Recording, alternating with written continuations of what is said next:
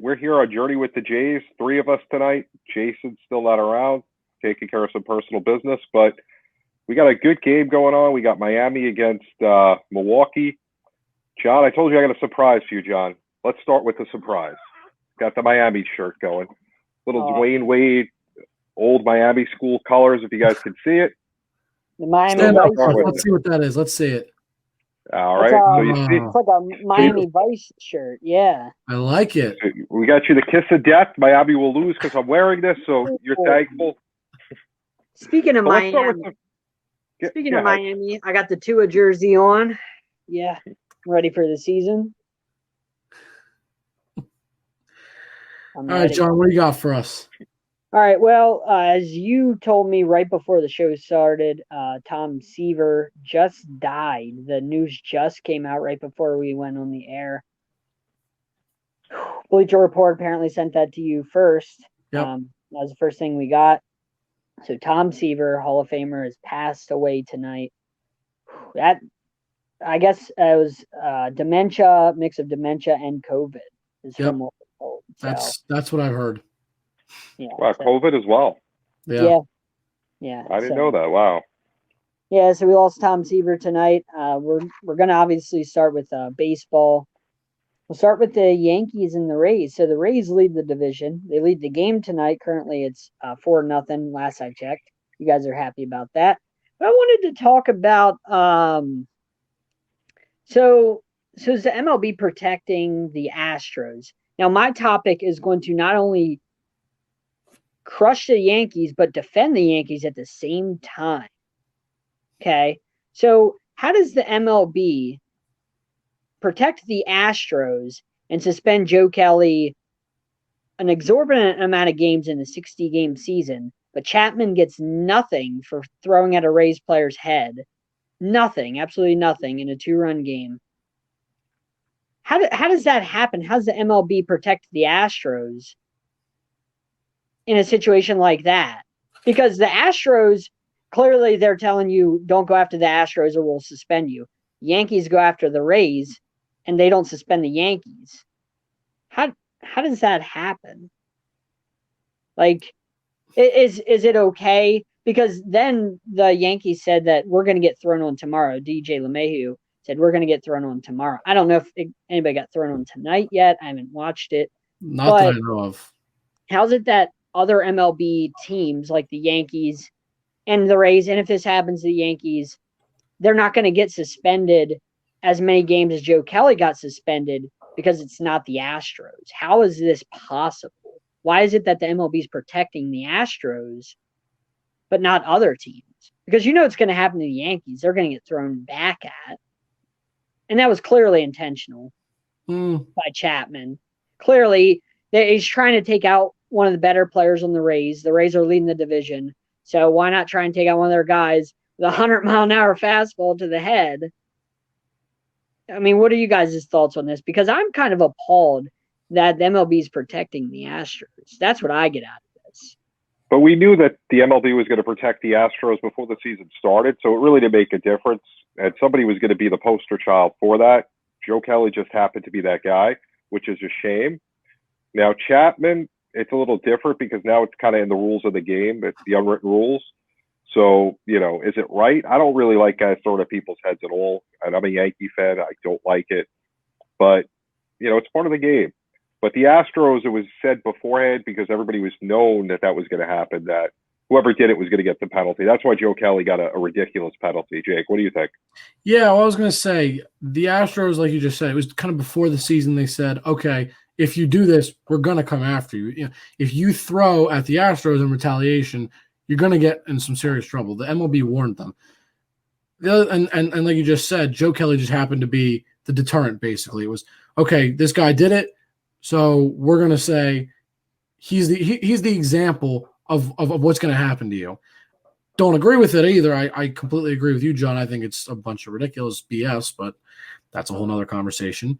But I think what happened with the Yankees also is if this was a regular season, right, and Joe Kelly does that to the Astros, right, and they weren't in trouble for anything, he gets a couple games. It's nothing special. It's just he gets what Chapman got, right? I think we can all agree it was probably, if the Astros get in no trouble, there was no pretext or preseason conversations that said, hey, if you throw at them, you're going to get in some serious trouble. If that doesn't happen, I kind of feel like we don't see that huge suspension. We see 2-3 games, maybe 4, but nothing crazy, just kind of your average suspensions. So I think that is, I don't think it makes it acceptable, but I think that's where the MLB is at least coming from, is they're saying, we warned you beforehand, as opposed to in every season, whenever you hit anybody, it's usually a few game suspension, but that's it. It's not some crazy absorbent, 20-game suspension is crazy, something long. It's a few games. But why is it different for the Astros, but not the Rays or Yankees? Like, why is it that the Rays aren't going to get, if there is a suspension, why isn't Chapman going to get more? Or if the Rays retaliate, it's not going to be as much as Joe Kelly got. Why are the Astros on a different scale? Well, like I said, I think it was just kind of we need to set an example of what happened specifically for the Astros, because they got so punished. There was so much uproar and everybody was so upset about it, right? Everybody was freaking out because the Astros got no penalties, basically. What they did was egregious. It was just completely unacceptable to basically everybody. And so I think what the MLB was saying is, we need to set the example of, here's what happens, as opposed to in every regular season that anybody throws at anybody, it's a few games. I don't think it makes it acceptable, but I understand what the MLB was saying is, this was an extenuating circumstance. This was special in a way. What they did was especially wrong, and we understand that before the season even started, before we know standings or anything else, we know everybody is out to get this team, because what they did was ridiculous and it was completely unacceptable. Not saying it makes it right, but I think that's what the MLB is coming out and trying to say is, we know you're coming after them, so we're going to set the example right away that you can't do that. As for the Yankees, I don't agree with it either. I'm a Yankees fan, and like JB said, I can't stand it. I think it's unacceptable no matter what, no matter who it is, no matter what team, no matter what the reason is. It's just, you're going to hurt someone seriously. That's not okay. But the difference being only that in a regular season, would you see someone get suspended for more than 3 or 4 games probably for throwing at someone? No, it doesn't really happen. Maybe in a retaliation. Very rare. For a retaliation, maybe you see an extra game added on. But even still, if I throw at a Rays player and then a Rays player throws back at us, they'll get an equal suspension, and that'll probably be the end of it. For the Astros, like I said, it was just something that they kind of wanted to set the example specifically for them, because they knew for a fact everybody was gunning for them. Everyone was going to go for them. It was no doubt, unless they set this example, which is why they had to do it, I think. Yeah, I can't argue with MLB in this situation. They had to do what was right, because a baseball coming at you 100 miles an hour, it could kill somebody. It doesn't. When you talk about other teams, it's not known beforehand somebody's going to get thrown at, so you can't give the same penalties. And it's the unwritten rules of baseball. I don't really ever like guys getting thrown at, but you got to police yourself a little bit with that. And I can't fault MLB for protecting the Astros in this case, as much as I dislike it.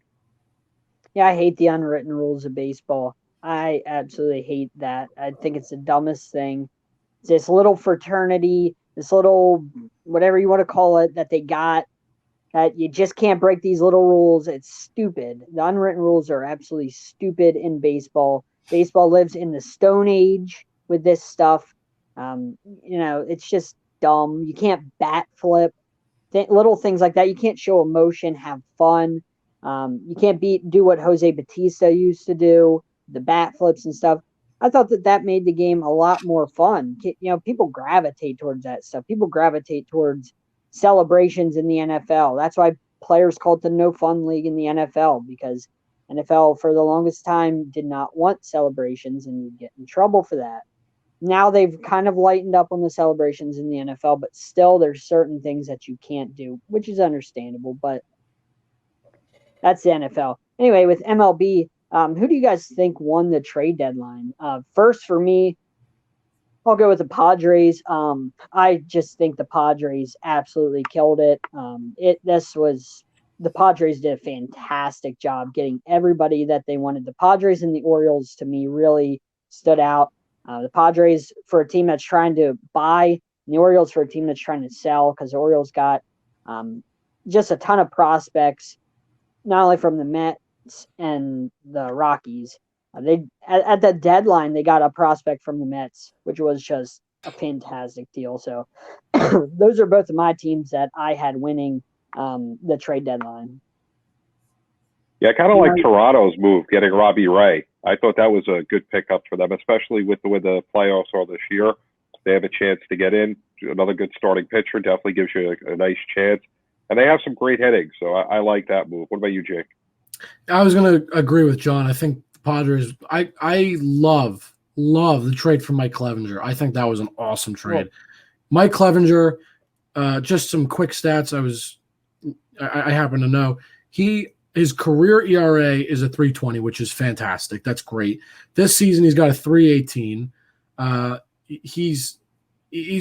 His career wins above replacement is over 12.5, which is fantastic as well. He's a great pitcher, and it takes an already unbelievably hot Padres squad, who right now, if I had to pick a team that if the playoffs started today, I think could just go through the playoffs just because they're, like I've said last week, when a team gets hot, that's when you see the championships, when the team gets hot at the right time.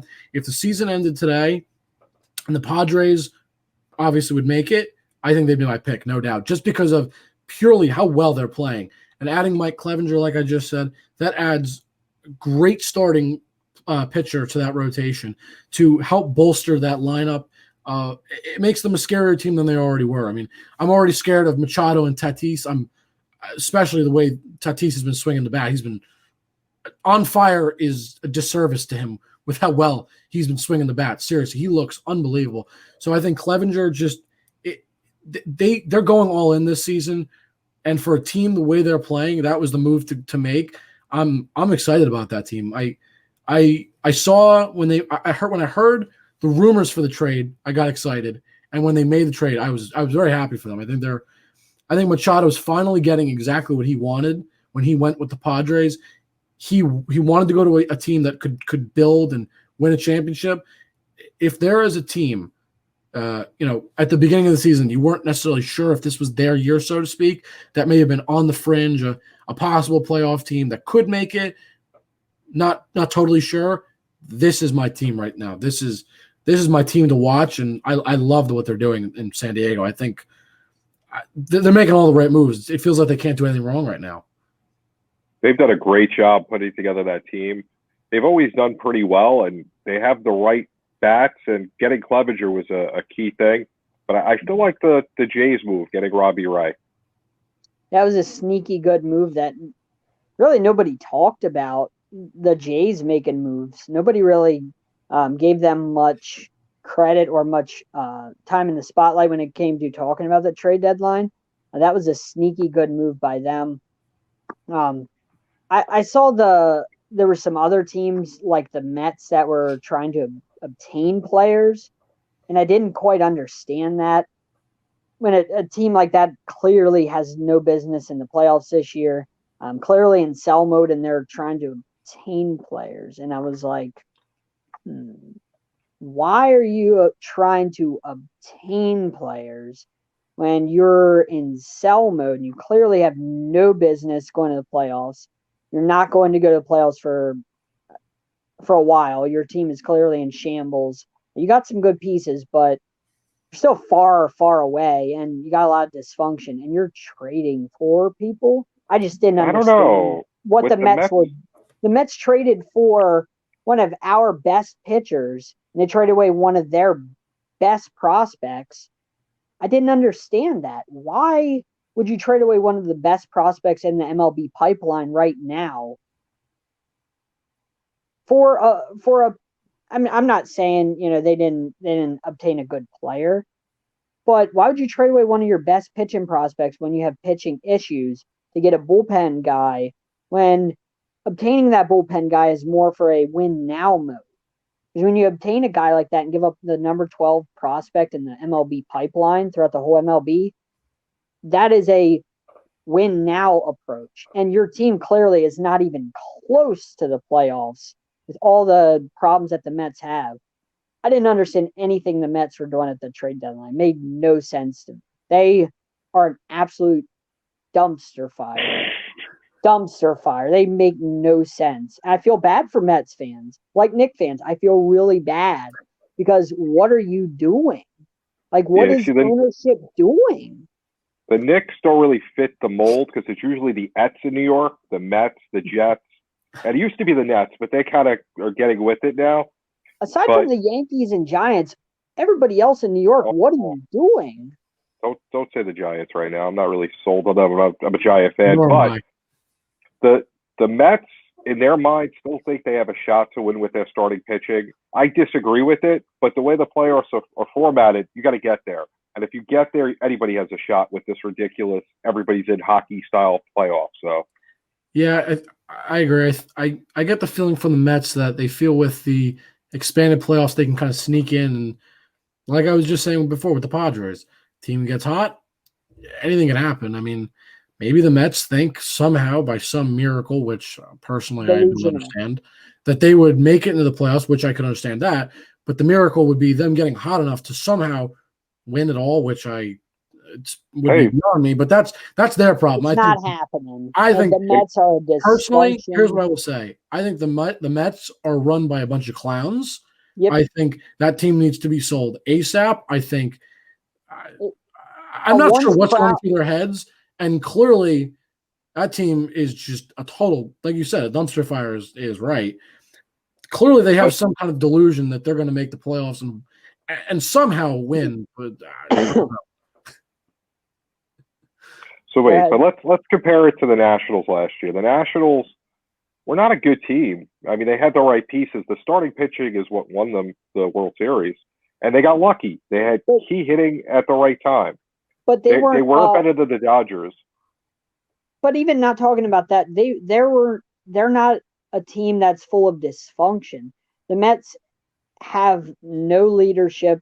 They have nothing. Oh yeah, but when it comes to leadership, the Nats, at least they got rid of Bryce Harper and they started to really gel as a team. Started to work together as a team. I don't think it's fair to necessarily say it was Bryce Harper's fault that they were, that. It was like cancerous, but the team ended up winning a World Series without him. And that team's not full of dysfunction. The Mets are just absolutely dysfunction. And to buy at the trade deadline just to hope you get in this expanded playoffs, just so you have a shot when you know you have no shot, to trade away the number 12 prospect. Why? That, to me, that makes zero sense. You are bass backwards. And that is just a microcosm of everything the Mets have been doing this year and the past couple years, just the disastrous nature. They're the worst team in baseball right now. They're worst run team in baseball. That's just how it is. Can't really argue much with that, but if you can get in, you can win. A once proud franchise. And look at that. We'll talk about hockey. How about the Rangers? The Rangers got swept by my Hurricanes, and guess what? They got their pick. They got, they're going to be picking high. So, I mean, good for the Rangers. They got their guy, So, yeah, I'm all for winning and trying to win. But sometimes, much like the Dolphins last year, the Orioles are in rebuild mode. Sometimes you just got to face the music that it's time to start over. And your team's not going anywhere. Sometimes as a team organization, you have to face the music. Yeah, I mean, it is what it is. It's the Mets. I mean, they're kind of a second team in the city anyway. So. It's true. All right. Well, now I just felt bad for their fans is all, and I didn't understand. But that's all I got for baseball. So whoever wants their sport next, please, kick it off. You want to do hockey, Jake? Sure, we'll go right ahead. Not a lot of news in hockey, to tell you the truth, since last week, but a little bit. Not totally surprised by anything. The Lightning beat the Bruins. I just got breaking news. I'm sorry. Yeah. I just got texted Leonard Fournette to the Bucks is what I just got texted. I don't know if this is. Let's postpone hockey. Let's talk about football for a second. Matt wants to join us to break this news, to talk the news. We can throw him in if you want. Yeah, let's bring him on. Bring him on.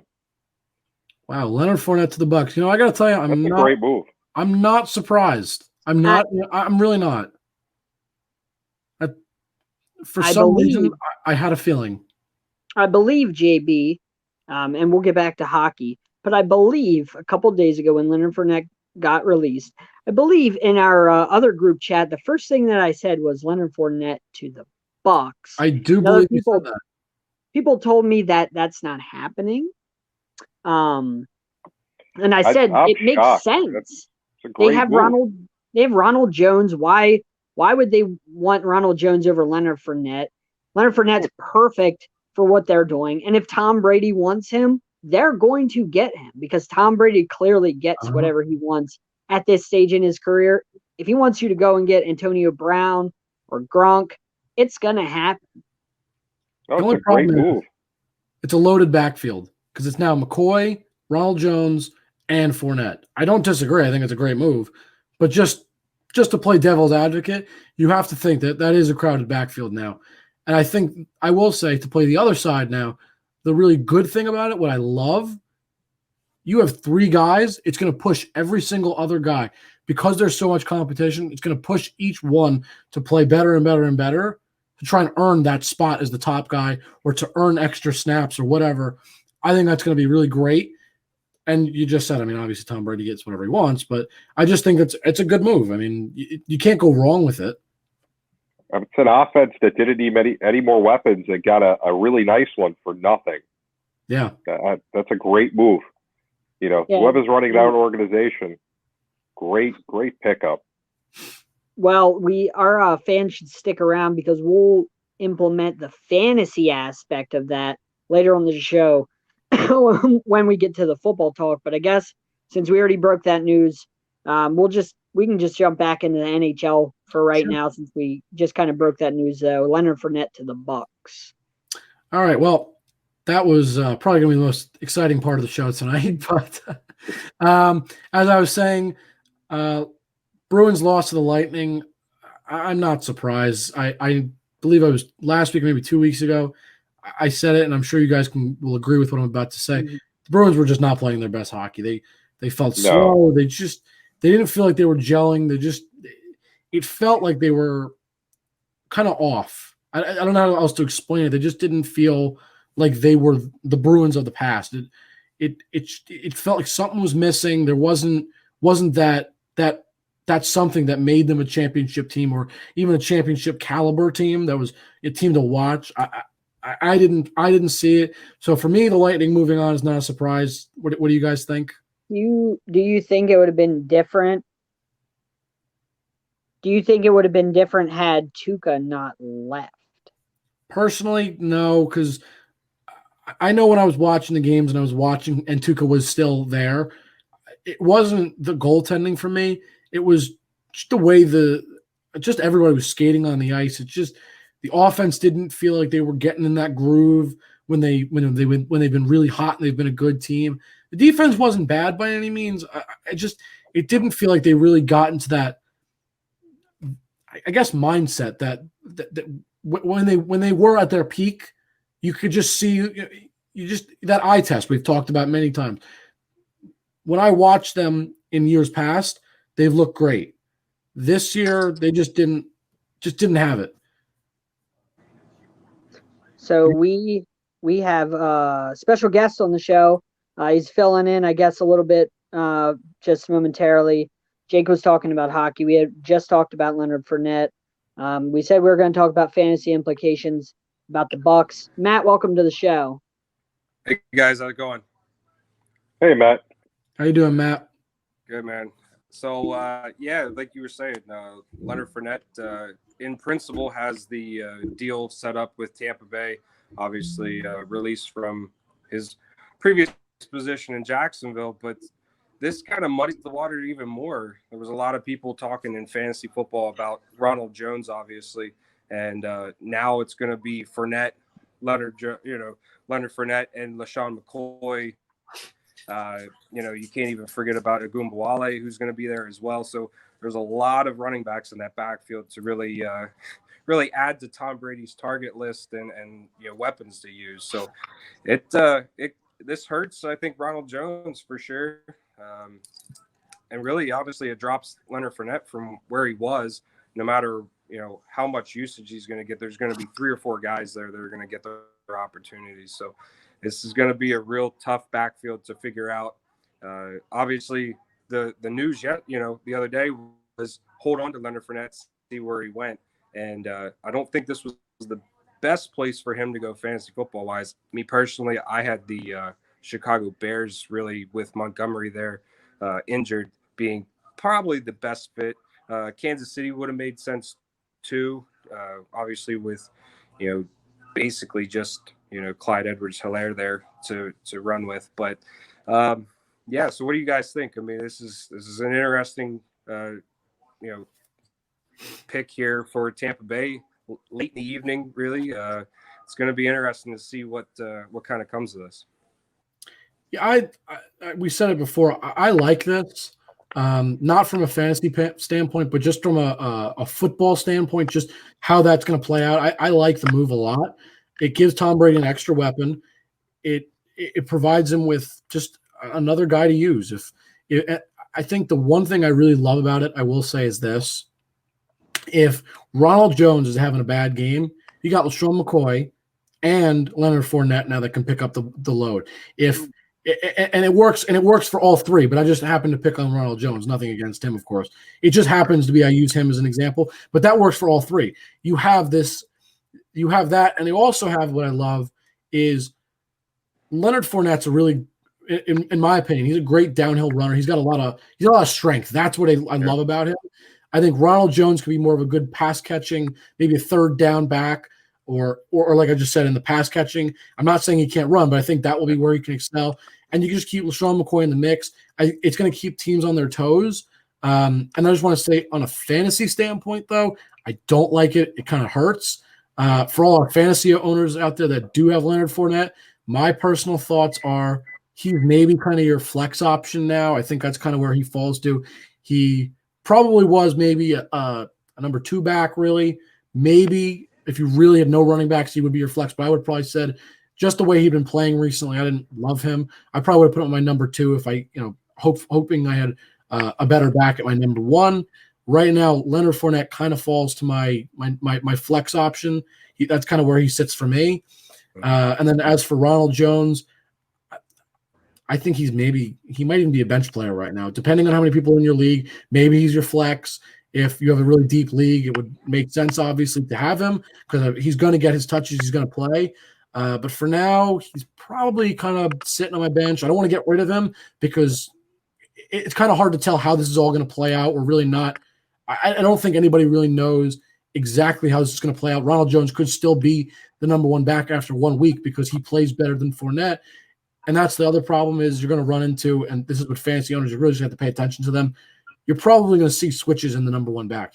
You might have Fournette listed as the number 1, but you're going to see Ronald Jones be the number 1 week, and then Fournette's going to be the number 1 another week, and then even LaShawn McCoy might be another week. It just kind of depends. But I'd say keep an eye on them. Keep them all. I wouldn't say drop anybody right now. I don't think Ronald Jones' value is dropped that low, but I would definitely keep an eye on him when the season starts. What do you guys think? My thoughts would be, whenever you looked at New England and Belichick, we always said, who's going to be the number 1 back every week when I would do DraftKings. You always try and peg that number 1 back, and whoever that was your guy to hit it. If you got it wrong, you were done. Maybe it was Brady that had a lot to do with the backs because now he has this situation in Tampa. I'm kind of curious about that. And honestly, I don't know if I'd want any of them in a season-long league right now. What about you, John? I personally feel Gronk's already low on everybody's draft list as is. This only hurts Gronk. I think it hurts the entire offense only because you got Ronald Jones, LaShawn McCoy, Leonard Fournette. You got O.J. Howard, Cameron Brate, Gronk, Mike Evans, Chris Godwin. That's a lot of mouths to feed in that offense. That's a lot of people to get the ball. And yeah, in the NFL wise, if you're a Bucs fan, that's great that they have all that. But fantasy wise, that's a lot. That was already a crowded offense to get the numbers. Now it's going to be that much harder to peg who is going to have the big week because You don't know what Bruce Arians is going to do. Is he going to give it to Cameron Brate? They paid him a lot of money. OJ Howard's still young and very athletic. Gronk they brought back for a reason. All those running backs. Godwin is elite. Evans is elite. That is a lot of mouths. That's a lot for a fantasy person to sift through and try and pick out who is going to be the guy that week. Good luck. If you have anybody on the Bucks, it's great. It's like a double-edged sword, I guess you would say. Yeah. So from what everything that's coming across now, basically looks like Ronald Jones is going to battle for that starting spot. That the guy that gets the most touches week in and week out. Fournette's going to come in and automatically get plugged into that 1A, 1B situation with Ronald Jones. So that's going to make things very interesting to see what they do. LaShawn McCoy was really there to be basically what Leonard Fournette was going to be, kind of, what was supposed to be the change of pace type guy behind Ronald Jones. Now you've got two of the same type of running back there. And then Ronald Jones, who has notably had issues catching the football so far in training camp.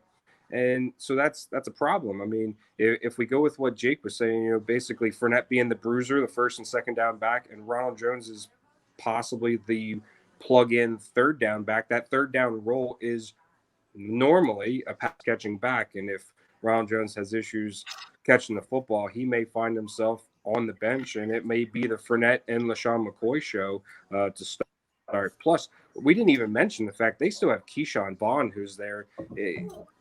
Wow, what do they do with him? I mean, so in a fantasy aspect for Tampa Bay, John, you brought up all the different receivers and all the weapons they've got, and where my issue now is, like, Godwin was going ahead of Mike Evans, and to me, with all the tight ends, the running backs they've got, they said that Godwin's not really looked himself so far this training camp, which is a bad thing to see. So Mike Evans kind of slides in front of him for me at this point. Godwin moves back around. He was already going second, mid-second, late second, early third, some drafts, depending on if PPR is standard. So this kind of moves him back into the third, middle of the third round. This moves Evans to that spot. And really it drops all the running backs back at least a round or a half a round. Fournette was a fourth, fifth round guy who's now going to drop back into the fifth and sixth. He's got a good opportunity, but like we've all said, there is way too many weapons there for fantasy. Right now, they could be the first team in history, depending on this whole COVID stuff, that could play the Super Bowl in their home stadium with those weapons. And Tom Brady, he could ride out on, into the sunset after this season, really, if he wanted to, with all those weapons. But man, this is going to be a lot of interesting storylines to really play through now. Not even just a fantasy perspective, but I'm going to go non-sexy talk I'm going to go deep into the trenches. Think about how this helps them out whenever it comes to Leonard Fournette's a fantastic blocker. He's a big guy. So you add that. You can get rid of LaShawn McCoy. You can keep Vaughn if you want to do that. You got Gronk, who's a fantastic blocker. He was. I don't know if he still is. But that's a lot of blocking. So that increases their run game, increases their pass game. And with Leonard Fournette, that's a lot of play action that you can go to and really hit Mike Evans, Chris Godwin, Gronk, guys like that. OJ Howard, who's fast and athletic. It's a lot of play action that Leonard Fournette affords you because let's be honest, you have Ronald Jones back there. Defense, it's not going to keep him honest, but you have Leonard Fournette back there. It's going to keep the defense honest, and that play action is going to be that much more formidable whenever you go to the play action. At least that's how I feel. So that's non-sexy talk, but from an NFL football, fan perspective, that's what I see, and the team is just that much more lethal. It'll be an interesting division. It's going to be a hell of a division to watch. Who's going to stop that offense? I mean, in all honesty, forget about fantasy. That's too many weapons for the fantasy, so forget that. But, winning games, who's stopping that offense in their division? No, and that's the way that division's built, is all offense all the time. The only one that really has a chance is basically New Orleans. Their defense is average to above average. They've been better of late, not known for that, but have gotten better. And their offense, they have the weapons to really match, not toe for toe with Tampa Bay right now. But, if Kamara's thing gets done, we haven't even brought up Kamara, but I mean, he was apparently back in house today. He was, working towards a new deal. They haven't ruled out the possibility of still trading him. But if they find a way to hold on to him, sign him to a deal, they have the weapons to go with Tampa Bay. So it's going to be, a 1-2 punch there in that division. I mean, Well, you can't. Let's not you can't forget about knock out, Atlanta. right? Oh yeah. No, yeah. Who knows what they're going to do? I mean, I think it's going to be an up year for them. Yeah. This their offense is division up there with them. This division reminds me of the Big 12. There's going to be no defense, and there's going to be a lot of offense. That's what it reminds me of. Oh, absolutely. And that's going to be the division, probably the division to watch. Maybe going out there, I mean, you look at the other divisions, there's basically a team or two that could really walk away with it, and you wouldn't be surprised. There's, potentially, depending on injuries and COVID and all the other craziness of this year, like this isn't going to be a normal year. But everybody in that division, I mean, besides maybe Carolina, really has a chance to really go and really take that division by the horns. So it's going to be, that division is going to be a lot of fun to watch. It will. Yeah. So I'm excited. So that I guess since we didn't really have a football topic, at least NFL wise, that kind of like fills in our football topic. So we were talking a little bit of hockey, NHL playoffs. Jake, what did you have for us for the NHL playoffs? Well, we left off. We were talking about the Bruins. I think we all agreed. Just nothing surprising there. Avalanche won Game 5, 6-3. I think JB, you sent me a message. You said, I believe it was 4 goals in 4 minutes. Unbelievable. Yeah, it was Exploded. an onslaught. Ridiculous. Unbelievable. I mean, they earned that. But I will say, the one thing I love about the Stars, and I'm starting to notice this, and I noticed it before, but they'd won every other game up until Game 5, with the exception of one other game. They were they were up 3-1, so I didn't really see it as much. They don't give up. That team just doesn't quit. Mm-hmm. They lost 6-3. They were getting killed. They could have just given up, but they at least they put up a fight. 6-3. I mean, it still sucks, but they at least still tried to put up a fight. And a lot of respect for that. Speaking of Colorado versus Dallas, it is 2-1 Colorado as we speak.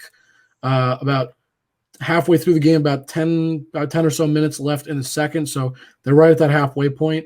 It's been a very close game so far.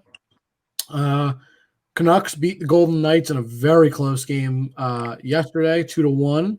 So that is going to a Game 6. And then the Flyers and Islanders in a wild game, which the Islanders should have been absolutely clobbered, but they weren't. They fought all the way back from down, I believe it was 3-0. They fought back from 3-0 to force overtime. So that Flyers did end up winning that 4-3. So we got some Game 6s coming up tomorrow. We got Game 6 Flyers Islanders at 7 p.m. Vegas versus Vancouver at 9:45, and possibly Stars versus Avalanche Game 7. We're not sure yet. We'll find out about that. But John, what do we think about the Flyers? Are they going to choke? I know you initially you said, "Oh, you think they're going to choke?" What do you think right now? I mean, they're clawing their way back in. Do you think they're clawing still their way back? But it's a Flyers thing to do, to choke. And when they're down 3-1, I said, "Here we go again." Yeah, they had that win last night. Which guess what they did? blew Choked lead? that lead away, huh? It's a Flyers thing to do. And the Islanders are going to put them to bed. Nap time. Bye, Flyers. They'll go away tomorrow. No more Flyers, because it's what the Flyers do. They always find a way. They year in and year out, they have a pretty good team. But this year they have a really good team. Number 1 seed, obviously, this round robin thing. And they still find a way to choke in the second round. This is a year where they really should be able to take hold, whoop the Islanders, and then have a really good battle with the Lightning. But I think the Lightning are going to run right to the Stanley Cup. They're going to run right through the Islanders when the Islanders get there. Let's just be honest. The Lightning are too talented, and they're going to get their guys back, and they're just going to steamroll through to the Stanley Cup. I don't know about in the Stanley Cup because, Lightning, they like to choke in the Stanley Cup sometimes. What do you think, Matt? So, a couple things. Really, we had the Barzal and Couturier, collision. They basically, took them both out. From what I was reading today, it looks like Barzal's pretty close to coming back to potentially playing in the game tomorrow. Couturier, on the other hand, is real iffy. So that's another shot in the leg for the Islanders to get them back, but also that hurts obviously the Flyers. So that's going to be interesting to watch. The other thing is, let's think back the other night. The Flyers coughed up another 3-1 lead and went into overtime, won it, but then the next game they blew it in a big way. So if kind of things kind of follow the trend there, again, another 3-1 lead they blew last night, went to overtime, squeaked that one out. They got another game coming up against the Islanders. You have to figure that they're going to push back. They're going to be healthier potentially going into that game. And, as a Capitals fan, I kind of want to see the Islanders go ahead and win the game just because I don't want to have to explain why, they lost to the Flyers and bowed out. So, but I'm not sure if you guys brought it up, but Todd Reirden, fired from the Washington Capitals, has signed. They can do better. Huh? They can do better with their head coaching position. Well, they could do better, but they fired Todd Reirden, and he is actually signed today to go back to Pittsburgh, where he started to be an assistant coach. So apparently, as soon as he was fired from the Caps, Penguins asked permission from the league to pursue him. They agreed, and they went after him pretty quickly. So just some interesting tidbits. There's some stuff going on, and we're not even to the off seasons yet. So a lot of cool stuff. Yeah. No, yeah. I mean, small signing, but yeah. I mean, Pittsburgh's already got a good situation. I did notice that. You're right. I mean, it's a good signing. It's not going to hurt them. No. JB, you were going to say? No, I mean, with the Flyer Islander game, I mean, the Islanders are playing good hockey. I think that, once they take care of the Flyers the next game, playing Tampa is going to be a good series. Tampa is a little bit more talented at this point, but in the playoffs, Tampa, they're strange. They haven't shown much to make me think that, they're as good as they could be. They do have more talent, so, on paper they should win. But the Islanders are playing the best they've played all year, and that's what you have to do when you get to the playoffs. Just a little – oh, go ahead, Jake. No, I was just going to say, I do agree. Kind of goes back to what I was saying about Boston, that eye test thing. I'm just not – personally, I think the Lightning are playing well, but I don't think they're playing their best, and we've seen their best in the past. Again, based on just the eye test alone, I think they're getting in that groove a little bit more as they're going on, as opposed to, the last round where they looked even slower. They definitely feel like they're picking it up, but I feel like right now, just from a who's really in that groove, who's playing really fast and well on all parts. I like the Islanders. I get it. They lost to the Flyers, but like I just mentioned before, they clawed their way back into that game. I mean, they could have just given up, and they didn't. They fought to overtime. On paper, I agree with JB. I like the Lightning on paper, but the Islanders are getting healthy, like Matt just said. I'd love to hear that for the Islanders. I'm a Rangers fan, and I don't want to see any of these teams win, to be totally honest with you. I can't stand to watch any of them do anything positive. With that said, though, the Islanders continue to be as hot as they are, playing the way they're playing. I think, they're going to beat the Flyers next game. I don't think I'm not worried about that in any way. This is their series to lose. I don't think they're going to choke on I think they'll figure it out next game, and that'll be the end of it. They give them a game, it happens. And I think when they play the Lightning, if the Lightning don't pick it up considerably and really play at their best, I will say that I think the series will stay close. It'll probably go 6 or 7 because they're just both good teams. but I do feel like the Islanders will end up pulling it out if the Lightning can't pull up their game to where they can be. If the Lightning pull up their game to where they really play their best, I think the Lightning will absolutely win that series. But just on a standpoint from how they're playing right now, Islanders will win the series, and then they'll go on to probably beat the Lightning, and that could be interesting to see them in the Stanley Cup. That would be Barry Trotz's second Stanley Cup in 3 years now? Yeah. So. Yeah. I mean, I think that's a huge difference, too. I mean, they have a really great coach right now, a lot of good young talent, and they're playing their best that they've played all season at the right time. Mm-hmm. It's all the right things at the right minute. Milwaukee's got the ball down 3 with 7.7 left inbounding. Butler missed 1 of 2 free throws. So this game has gotten really good, and the Bucks should have had no business being in it. But Miami pretty much let them back, and the Bucks just took a desperation 3. They got bailed out, it looks like, by a bad foul. So they could tie it up at the line with 4.5 seconds left. Crazy. John, what's going on with your Heat, John? Hey, what's going on with the Bucks? The Bucks are the top seed, or one of the top seeds, and they can't beat the Heat. They couldn't beat them game 1, and they're having trouble with them game 2. Better question is, what's going on with the Bucks since we're transitioning to NBA talk? What's going on with them? No. Let's start with Miami, John. Miami. You guys have a chance to take a commanding lead, and this is what you do with 4.3 seconds left. You commit a bad foul at the 3-point line that the shot wasn't going to go in anyway. You got to play different. As far as I'm concerned, we're still winning. So leading the series and leading the game. We'll see, because Middleton just hit the first free throw. He just hit the second. Hit the second one, and now for the tie, and we're all tied up. And then Jimmy Butler will walk it off. Butler's been having a bad game today. Only had, I think, 11 points so far. So not having a classic Butler game, but, can't do everything by himself. Other guys got to step up. But that was surprising. They kind of choked a little bit here at the end. What do you guys think about Game 7 last night with Utah and Denver? Did you guys get a chance to watch that? That was nuts. I mean, somebody's mic is going crazy. Yeah, I'm not sure. I've been hearing that too. Right? What is that? Let's see. Let's just mute people real quick. Hold on, my Matt. Yep, it's Matt. Whatever's happening with Matt. All right, let's see. I think nope. I think it's Matt's mic. So Matt's mic is going nuts. I'm going to mute Matt for now. Matt, if you have something to say, just, we'll unmute you. Don't worry. But I don't know what's going on.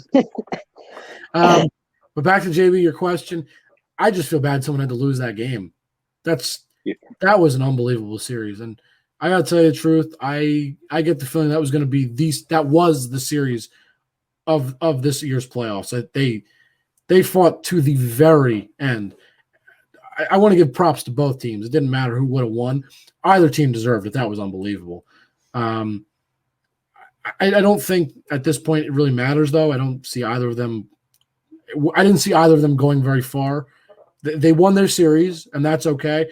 But it didn't matter who. For me, it didn't matter who won. I didn't see either team going past the next round. Probably. I think they're good, but I don't think they're not on the caliber of the other teams. They won't do anything. This is their championship, the first round. That's as far as either one's going to go. Agreed. For either one to have gotten to get past the next round is not going to happen. But they're going to overtime here in Milwaukee, Miami. Yep. But anybody to win that series it was a great game. Both teams fought hard, and I was glad to see Mitchell and Murray come out and show who they were. And, step up. And they're going to be good players for years to come. I enjoyed watching them. What do you think, John? Yeah, I agree. The heart that both of them showed, the emotion that Mitchell showed after the game, he was crying on the ground. And obviously him and Murray were class acts, both of them, just fantastic players. I really would like to see Mitchell get more help on the Jazz because I just don't feel that there's enough firepower around him to help elevate them to where they want to go. I guess we lost Matt. Maybe he had to go, but anyway, it just doesn't I feel bad that Mitchell doesn't have enough firepower around him to elevate him and the Jazz to where they need to go. He's a great player. And Salt Lake City really isn't a destination that you want to go to. There's really not anything there whenever it comes to outside of the game and going to visit, sightsee, and go clubbing and things like that. From what I know, there's nothing there outside of going to the Jazz games. So that doesn't entice players to go there as is. And it's not exactly an organization that players really want to flock to. I mean, really, besides Mitchell and Gobert, who wants to go to the Jazz? No offense to the Jazz, but just realistically, it's not a destination where a lot of players are going to flock to. They do all their work. Yeah, they do all their work in the draft. I mean, they got Mitchell in the draft. They've had Gobert for years. It's a beautiful city, but like you said, it's not really for nightlife. I've never been there, but I always hear it's beautiful to see. But NBA players, they're young men. They want to party. They want to go to Miami, New York, I was just LA. gonna say Miami. Yeah. That's where you want to go when you're 22, 23, 27. Making millions of dollars. You don't want to be in Utah. That's nothing against Utah. It's a beautiful place, but I can understand that. But what they have to do with an organization like that, them and OKC, they got to draft well, and they got to find a way to keep the guys they draft and build that way. JB, are you seeing what I'm seeing in this basketball game right now? Did they call a foul? I think there was a foul with 0.1 seconds on Giannis. But there's 0 on the clock. But I think they called a foul on the follow-through. It looked like on the follow-through he went like this and just managed to tap Jimmy Butler. And Jimmy Butler hit the foul shot to put them up 115 to 114. Looks like it's going to be 2-0, I guess. I mean, wow. I don't see how it wouldn't be. That's it. It's over. The power of Miami. What a crazy ending. JB, you saw that too, right? I mean, I'm watching the replays, and I'm like, what is happening? So I believe a little bit ago I said Jimmy Butler would walk it off. Jimmy Butler walked it off. Jimmy Butler did not walk this off, John. No, that's a walk-off free throw. Giannis handed him a foul, and he did not. Wow. That's not walking it off to me. If in baseball, if you have a bases loaded walk, it's walking it off. It's a walk, but you're walking it off with a walk. You walked it off with a free throw. It's not. Wow. It's not your typical walk off, but it's a walk off. The clock expired. It was the last point to win the game. It's a walk off free throw. And I did say Jimmy Butler would walk it off. So I just know my Heat. Thank you, 2-0. Bye Bucks. We'll see the Celtics in the next round. So more importantly, you really think Miami's going to just win all of a sudden? I mean, look, I'm not saying it's 2-0. The Bucks look and they look disinterested. That's just what it seems. They're disinterested. I don't see them coming back from 2-0. They don't have. I mean, they have Giannis. They don't have the heart. We were saying before we started talking, Middleton is a very quiet number 2. After Middleton, who do they really have that's going to step up and give them that scoring punch when they need it? And what are they going to do next year when Giannis is gone? Because he's not going to be in Milwaukee next year. Not if they do this. I mean, I'll be in Golden State. I swear, if he goes to Golden State, I'm just going to give up. It's going to be like KD, but even worse. It's going to happen. Wiggins for him, and the number 2 pick. Giannis will go there, sign a max extension, and they'll be another powerhouse, just like they were with KD. Well, the West, at least there's going to be 3 good teams in the West, so it won't be that bad. They won't just be a walkover like they were the first couple of years with KD. There'll be some games between the Lakers, the Clippers, and them. And the Mavericks have a shot to get better if they make the right move. So you can have 4 really good teams out West. I want to talk, since we're not talking about the Rockets being one of those good teams. What is going on with the Rockets, JB? Like, what is going on with them melting down? What is this? And when they started the series, I said it's Harden getting enough credit. Why does nobody give him credit? But I watched the game last night, and the first thing I said the other night, and They went the last 3 minutes and 28 seconds. They got 2 points. Harden got nothing. He looked passive. He was walking up the court.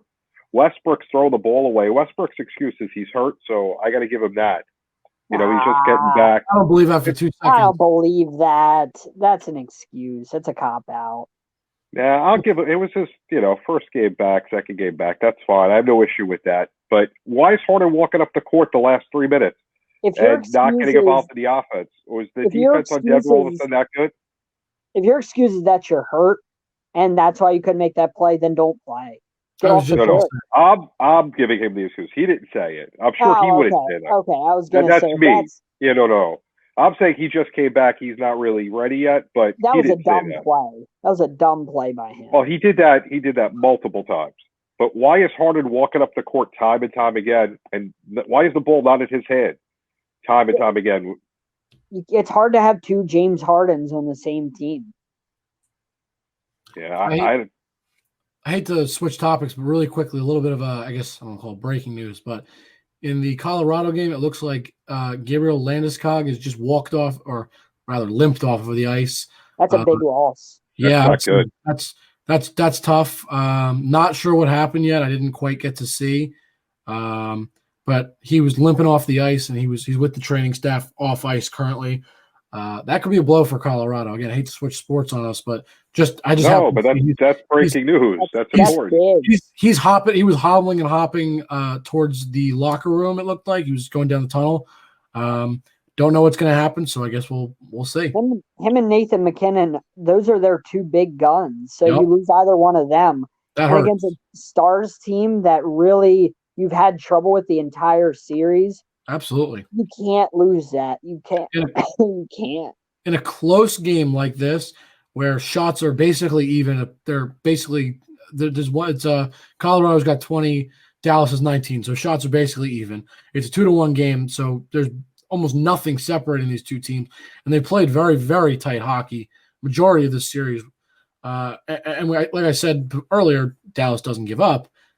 That's a big blow. That could really open the door for Dallas to score 2 goals, possibly to take the lead and win the series. Who knows? I mean, there's a whole third period, so I guess we'll kind of find out and probably talk about it next week. If he comes back out for that third period, and or if there's a game 7, if he comes back for game 7, but I don't know. That's a tough loss for me. That might put a nail in the coffin for Colorado if he's seriously injured. Yeah. Now, getting back to the Houston OKC series, what's your guys' thoughts on OKC? I mean, I'm impressed that they're still, giving Houston such a hard time. I mean, Chris Paul, he's old at this point. He's still playing well. Jiggly Alexander, however you say his name, great young player. The guy, he put in work on his 3-point shot. He's gotten a lot better, but overall, talent-wise, there's, Houston should be better, but them playing small ball, I saw that the other night, they were having such huge problems rebounding. I mean, I don't think that system could work in the NBA. Not that you need to have a big clog in the middle, but for rebounding, I just don't think it's made to work. I think it's time for a coaching change and a completely different system there. What do you guys think? I'm not going to knock OKC's success, but I think that the success that OKC has had in this year is more indicative of how bad Houston is playing and how much they don't want it. I don't see OKC going any further. I see them getting wiped out of the playoffs if they win this series against the Rockets. Nothing against them, no offense, but they're not a team they're not a team that should be in the second round. That's just how I feel. But like I said, it's indicative of how poor the Rockets are playing and how uninspired the Rockets are playing. So it says more about the Rockets than it does the Thunder. Yeah. When you have a chance to close the team out and, it's a close game, you got 3 minutes and 28 seconds and you get outscored 10-2, and your star player doesn't get any points during that time, there's no excuse for that. I don't think OKC is back in when the Knicks were great with Patrick Ewing and Oakley. They're not playing that kind of defense anymore. So I don't get it. There's no excuse for it. Yeah, I agree with what John was saying. I don't think it reflects on OKC. I mean, I'm not saying they're playing bad. They're playing good ball. And I say good. I'm not going to call it great. Playing good, which is slightly above average ball at best. But I agree with what John said. I think it's more a reflection on how poorly the Rockets are playing. I mean, we were just talking about Harden is walking up the court. That's uninspired. Right. But that's inexcusable to walking up the court. If you're tired, sit out. If I know that's not what you want to hear, but I know personally if I'm not an expert here, but if I have a player that's tired, I sit them for an extra few minutes here or there to get them to what they need or give them a day off in practice or give them even a half of practice, whatever, to help him get to whatever he needs to be his best. But yeah, I don't feel that really OKC is doing anything special. I just think the Rockets are kind of choking and not playing playing at the intensity level they should be. OKC, if they win, great. It's what we've said we were just saying with the Jazz series. It's the same thing. That teams they win, congratulations, you're not going anywhere. That's their championship, like we said with them. It's the same thing. Okay, you win, congratulations. You move on to the next round to get beat. That doesn't mean anything. And as we're talking, a perfect example. They missed the long shot OKC. There's nobody to rebound over Steven Adams. They got he's boxed out, but he's getting the rebound over the guy's head, over PJ Tucker's head. You can't play small ball and win. I mean, you need to have a big guy in there to grab rebounds. Okay, you don't need to get a scorer. There's guys that are just rebounders. The idea is you want to win. Harden's best years are going to eventually pass, and you've done nothing with them. They're in them right now, and they're wasting them with the way. Yeah. Remember, Pippen and Rodman used to be the rebounders on the Bulls, and it worked. Yeah, they could score, but remember, the big thing for them was rebounding, and they would grab a ton of rebounds, and you need that. You need guys that can do that. Well, absolutely. I agree. I mean, look, you had Jordan that was going to be your scorer. He was going to be your guy to go to. He had his sidekicks in both of Rodman and Pippen, but Jordan was the scorer. That was just how it was meant to be. And Pippen was a little bit more versatile than Rodman. I think Rodman was really just the rebound guy. He was the big man, but Pippen too. But Pippen was a little more versatile. But you need a guy to get the ball, because if you have a scorer on the outside like Harden, right, or Westbrook too, you have either of them on the perimeter, and you get a rebound. You kick it back to them, and they can reset. I mean, that's how you have to play. I mean, that's how you had to play for as long as I can think back. That's just how you play basketball. That's basic fundamentals to me, is get a guy, down low, get the rebound, kick it back out, reset. Simple as that. Yeah. And Rodman can score. I mean, sure. Back in college, he was a great scorer, and he could put up points, but he knew his role. The Rockets have nobody in that role. They were up 27-20 late in the first quarter. They're down 1 right now. You can't blow leads like that and let teams go on runs. But this has always been how Mike D'Antoni has been as a coach. Is a high scoring team that doesn't really play defense, that just hopes that he can outscore the other team, and that's basically the run and gun type of style of offense. That's what he's done his whole coaching career, and that's why he's won a championship. He hasn't led his team to a championship. Yeah, no, not at all. That kind of game in any sport, for me, it's just not how you do it. Hockey, you got to have defense and goaltending. You can't just try and outscore everybody. Basketball, we were just talking about it. You can't try and do it. It clearly isn't working. Baseball, maybe, but even still, I think if you don't have good starting pitching, which is your defense, you're not going to go far. We've seen teams that doesn't have a good starting pitching or a bullpen, they don't go anywhere. Football, the same thing. Defense wins championships. Everybody knows that. That's the mantra for defenses. Forget everything else. That's just how that works. So, look, it's nice in theory that we'll just go out and score a bunch in any sport. It's not how you play sports. It's not how you play any game. You have to have No. a defense to back you up. It's as simple as that. Yeah, it's the key to anything good. But, I mean, like I said, either one of these teams, and I think John said it, the same thing with the Denver Utah series, it doesn't really matter who wins this game. The next round, we're just waiting for Lakers and Clippers. If there's anything else, it would be outrageous. The East, to me, is going to be interesting because now Miami's not going to lose being down 2-0. If that happens, forget about your underrated coach.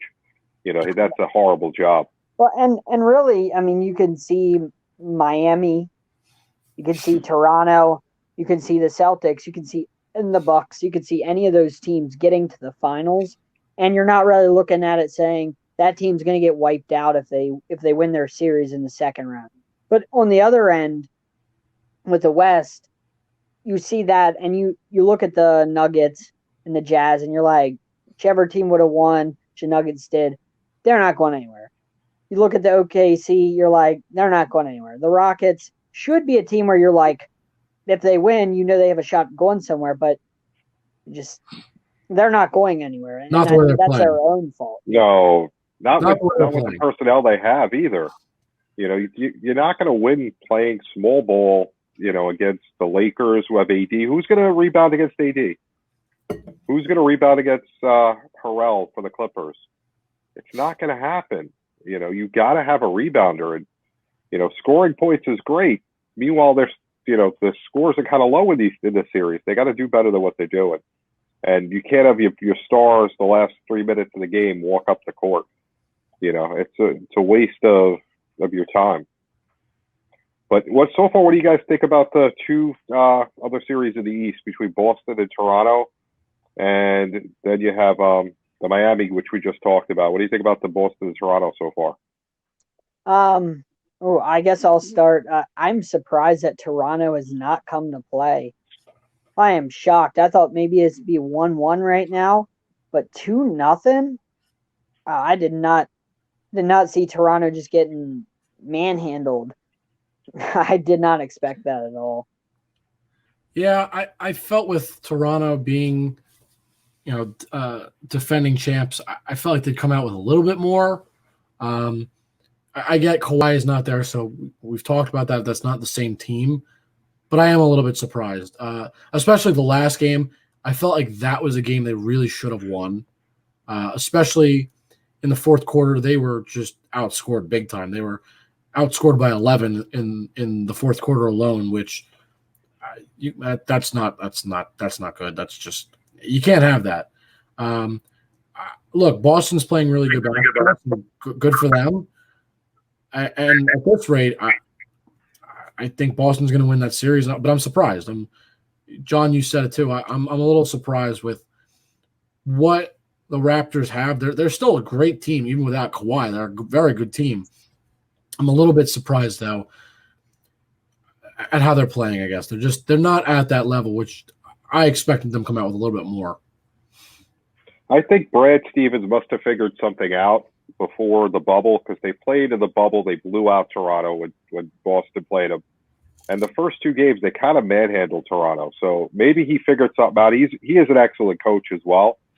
So, maybe he saw something watching tape, because I'm sure he had plenty of time, to break down the different film. And he knew when come the playoffs, these are the teams I may face.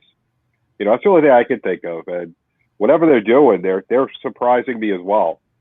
Between them and Miami, that would be an interesting conference championship that no one probably saw coming. So if it stays that way, Miami, Boston, who do we got? Jake? I got to go with Boston. I mean, look, Miami is playing very well. Don't take anything away from them. I just think Boston on paper is better. They have more, I don't want to say more stars, but they have more guys to work with, I guess, if that makes sense. They have more to their roster. I mean, for me, Miami is really Jimmy Butler, mostly. Not only Jimmy Butler, but he is the team for the most part right now, it feels like. With the Celtics, I feel like they offer me a little bit more. I also feel like they're playing at a little bit more of a high level, I guess would be a good word. Like I've talked about in hockey, that same thing applies to every sport, but I like the way the Celtics are playing. So I would take Celtics, but I do think it would be a very good series. I I still feel like we would probably see 6 games, maybe 7 out of that. I think that would still be highly contested. I just think Celtics would pull it out. What do you think, John? I think that their rosters are evenly matched.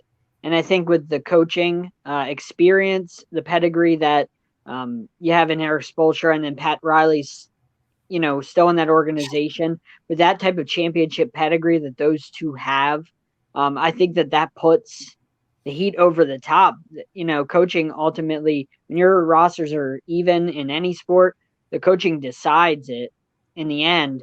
And the Heat have a better coach with Spoelstra is way better than Brad Stevens. Brad Stevens has college success, but he has no NBA success. He's never been to the finals, whereas Eric Spoelstra has been to 4 finals. Eric Spoelstra has been to the finals 4 times, won it twice. That was when LeBron coached the Heat. Right, but that's 4 times he's gotten there, and he's has that experience. So he knows what it's like to be there. He knows what it's like to get there. He knows what it's like to play in a conference championship and his team win it. Whereas Brad Stevens doesn't have that type of experience. And I think that puts the Heat over the top, because I do look at their rosters and I say that they're evenly matched right down the middle. They're just, it's hard to decide either way. I feel like they're dead even for their overall. Let me ask you one question. For Spoelstra, do you really think it was his coaching that got the Heat there, or it was because he had LeBron, Wade, and Bosh? I think he helped keep that team together. When if you had basically any other new coach, but she was relatively new, if you had any other coach in that situation, I think that it would have just been a dumpster fire, because players would have walked over the coach, and then it would have been a giant mess. But he held that team together when there was a lot of ego, and that could have went off the rails easily, as you saw against the Mavericks. They got their butts handed to them against the Mavericks. So it could have went off the rails easily with how much ego was on that team. And I think he held it together. And there's a reason Pat Riley picked him. I mean, Pat Riley's one of the best minds we've ever seen in basketball. So when Pat Riley says something, when Pat Riley picks a guy, he knows what he's doing. I don't know. I'm not going to say anything bad about Pat Riley, but my thinking is Brad Stevens a better coach. Spoelstra's a good coach. I'm not going to say he's not, but LeBron James coached the Heat to 4 finals. Spoelstra's a good guy. Nothing bad to say about him, but I want to see him do it without LeBron. If he doesn't without LeBron, I got nothing but respect for the man. Yeah, I'm with that. I think it was the roster that really helped push them over the edge with those. It's possible that they continue playing at a high level. I just personally, I don't see it. I think Boston would stop them. I don't think he's a better coach either. Just my thoughts. I guess. So that's pretty much the NBA. Any other news, guys, that before we wrap up? Yeah, so we did talk a little. We talked a lot about the Bucks and stuff.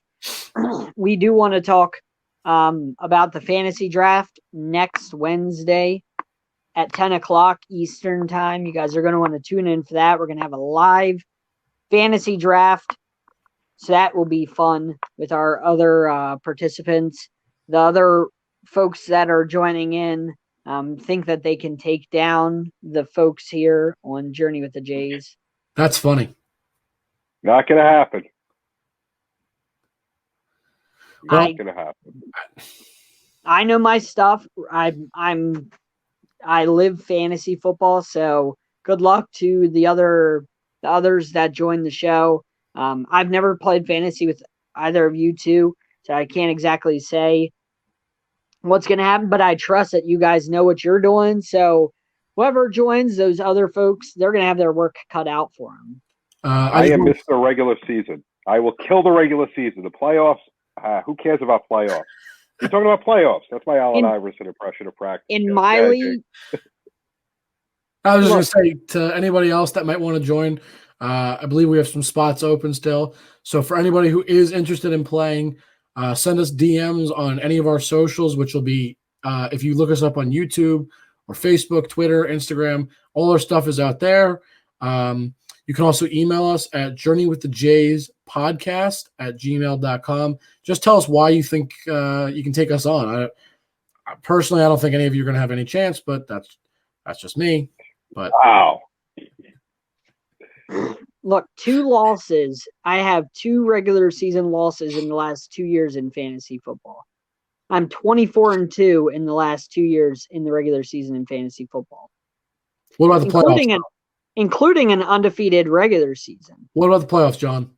Well, things fall apart. Hey, look, my undefeated regular season. He just said what I said. Playoffs? Who cares about my playoffs? undefeated regular season from 2 years ago? Think about this. I had James Conner right before the second round because we had buys. He got hurt. I had Kareem Hunt. He got suspended for beating a woman up. I had the same and problem. Then I had Melvin Gordon, who got hurt right before the second round as well. All 3 of my big guns all went out at the same time right before the second round started, and I was done. There with you. That's what happened.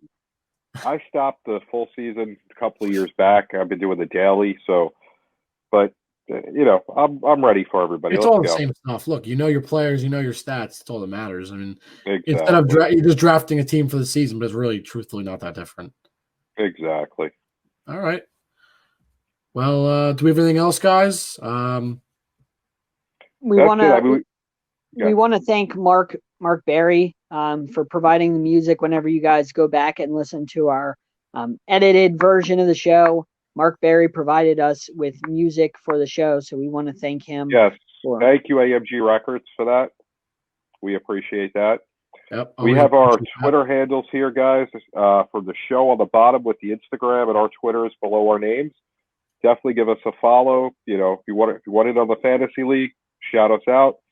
If you want to trash talk, that's great, no problem. John will take care of that. He'll tell you, LeBron, has got you. But besides for that, it was definitely a pleasure. Anything else, guys? Just be sure to tune in next week, same time. We're doing 8:30 show next week, correct? Yes, we have 2 special guests for you guys. 8:30, we have a special guest, and then at about 9:15, we have another special guest, and then at 10 o'clock, we have our fantasy draft. So from about 8:30 till I would say maybe like 12 o'clock, it'll be Journey with the Jays live with our show, and then the fantasy draft and 2 special guests on our show before the draft. So you're going to want to tune in to next week. We have a lot of big things with Journey with the Jays going on, so you're going to want to check out what we have going on. We have a lot of things, a lot of good things happening with Journey with the Jays. So stick with us. Be sure to bring questions, comments, anything you got for us next week. We'll obviously, as always, make sure to answer anything if you got it. So next week, especially we're doing fantasy, you got questions. We're going to be dedicating a whole section to it. Ask us. If you got anything else, always just tune in live, ask us questions on our, you can always message any of us, like I was saying before. If you have questions, always willing to talk to you guys. Anything else? That's it, guys. Well, it was a pleasure again. Make sure you're following us on Twitter, Journey with the 3, and on Instagram as well. It's Journey with the Jays, JS. Follow us on Twitter. Our own personal Twitters are next to our name. But that's basically it. This was Journey with the Jays. We'll see you next week for a bunch of hours with a couple of great guests and then the fantasy draft. But if you're in it, better start prepping now because you're going down.